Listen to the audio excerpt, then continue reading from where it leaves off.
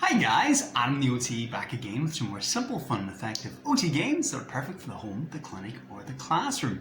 As always, if you like these videos and want to stay updated, click subscribe. Any videos you'd like to see, let me know in the comments and I would love to do a video just for you, okay?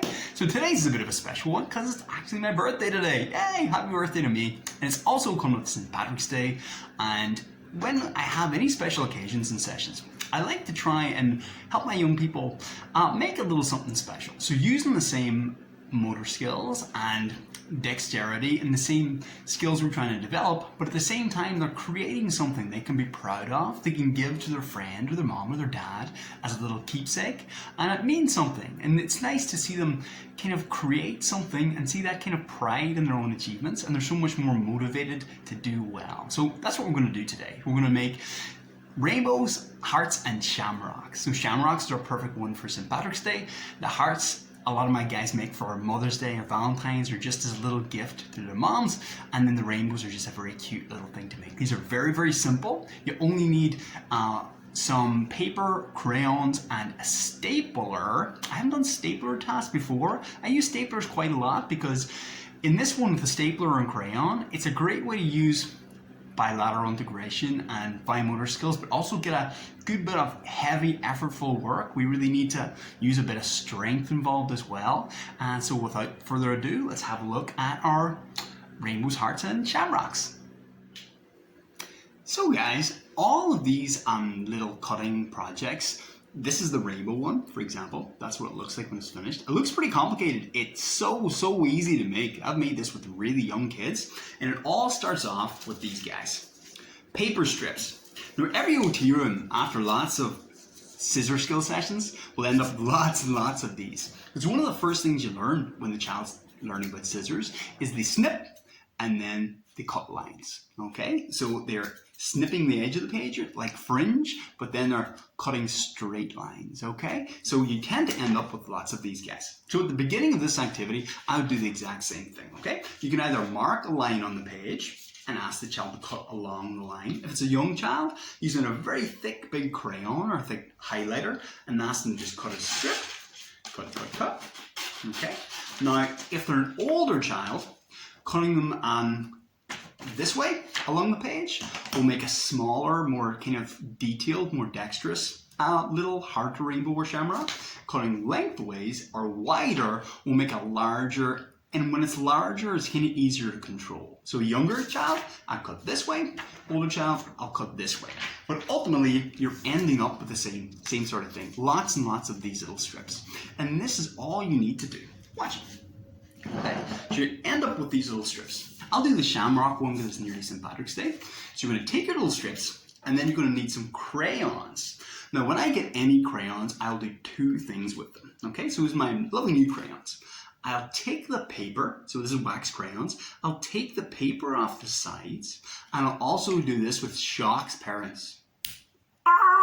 I just broke a perfectly good new crayon because, as most OTs will tell you, small writing tools are like magic for pencil grips, okay? We don't want big, long, chunky ones. We want little, small writing tools to develop kind of nice pencil grip and handling habits without you ever have to say anything. But we're not going to use them in the traditional way today. Instead, to make it really easy and accessible, what I'm going to do is use the crayon on its side. So very easy, and actually uses a good bit of shoulder work and heavy like proprioceptive sensory activity as well. So you have your little paper strip. Now I'm going to put down this is a piece of paper I put on the table just to save the table.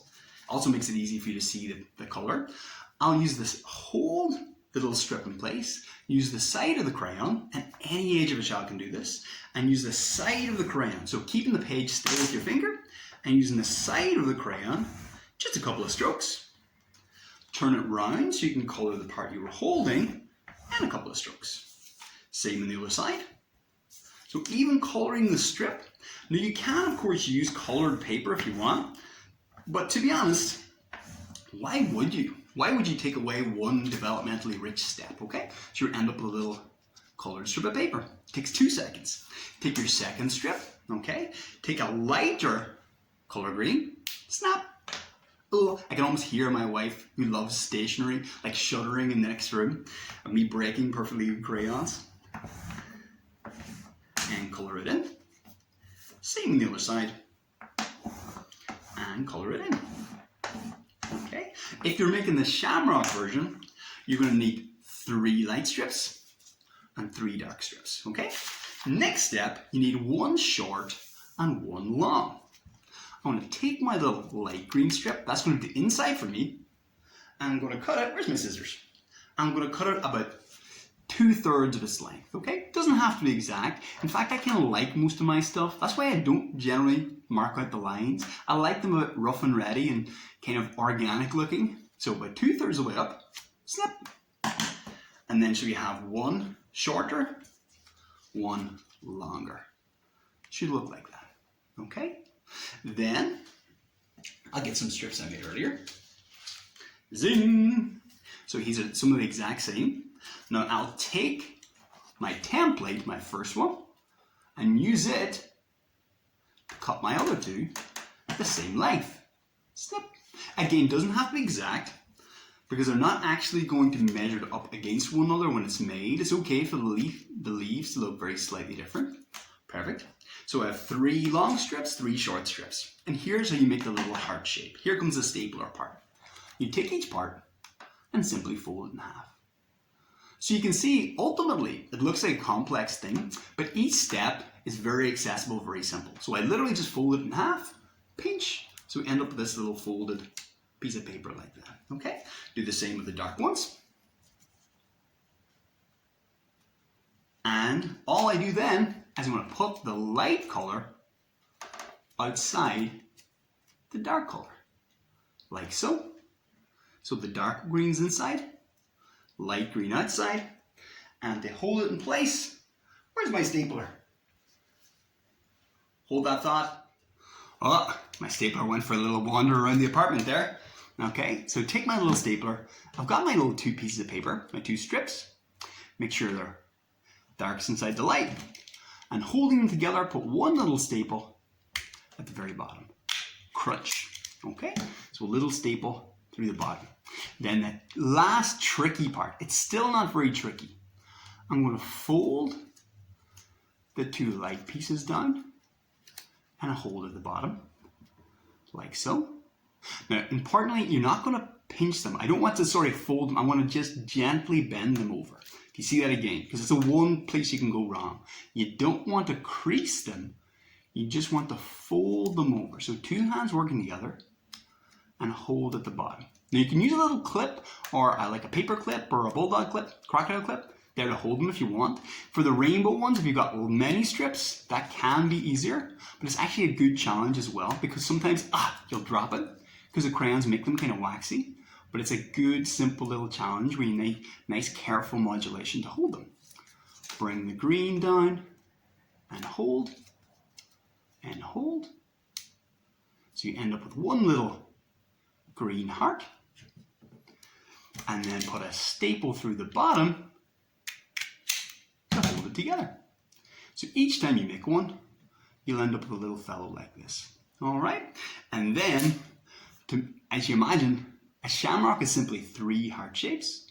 So let's see 3 heart shapes appear as if by magic. Whoa! A little bit of Irish magic there for you. So you see, I've just made the exact same thing 2 more times to make these little 3 individual hearts. So pinch the bottoms of them together.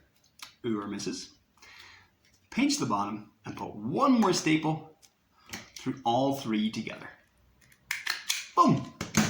Then to make it a little bit more shamrock-like, I'm just going to pull each individual leaf down a little bit at the stem to separate them. Like so. And then we have a really simple but really pretty little shamrock, okay? So that's my Paddy's Day version. Note, 3 leaves for a shamrock, 4 leaves as a clover. That's not an Irish thing. 3 leaves, please, people. That's a shamrock. And Paddy's Day, not Patty's Day. Ugh, that drives Irish people bonkers. If you're doing a variation then, for any other time of the year, I love the rainbow version. So the rainbow one, again, this is kind of a small one, but if you cut the page lengthways instead, like a landscape if you like, then this will be a much bigger make it thicker, it makes it easier to control. Again, you just cut the purple, like a purple strip about half the length. Next one's about an inch longer. Green's longer than that, yellow's longer than that, and so on and so on. The process is exactly the same. Fold them down, pinch, pinch, pinch, pinch. You can do the same then for little hearts, for Mother's, Valentine's, or whatever really, or just for being sweet. Okay, and that's it. But I really love that little activity. So rainbows, hearts, and shamrocks. Again, each stage is super simple. It's really nice to see a young person who maybe hadn't done a lot of creative activities in arts and crafts before make something that they're surprised themselves they created, and they can have a lot of pride in, and then you get to gift it to someone else and feel how lovely that feels. Okay, that's it, guys. Well, I'm going to go off now and enjoy the rest of my birthday. Thank you so much for all the comments and requests and questions. It's just always such a pleasure. It makes my day when I get those, when I wake up in the morning, I check my phone and see all the messages from therapists and parents around the world, and it's just the loveliest thing. So thank you again, everyone. And that's it for me this week from AdamTheOT. Happy birthday to me. Happy St. Patrick's Day to everybody else. And I'll see you again soon. AdamTheOT. Bye.